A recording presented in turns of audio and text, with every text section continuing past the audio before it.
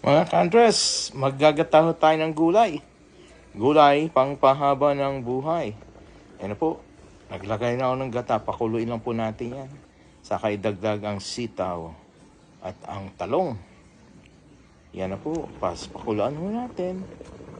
Yan lang, dagdag lang. Ang gulay ay pampahaba ng buhay. Lagyan ng talong.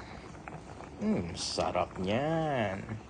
Pag kumulo na yan, ihalo natin ang hipon. Pang ano lang yan,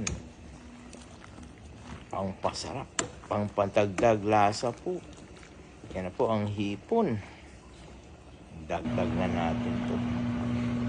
Yan na po, magdadive na yan dyan. Magdadive para sumarap ang ating ginataang gulay na may hipon. Haluin lang po hanggang maluto. Tapos dagdagan natin siya ng dahon ng malunggay. Ang malunggay po ay frozen po dito sa Amerika, kaya ganyan. Yan po. Ayos na. Kainan na po, mga ka-Andres.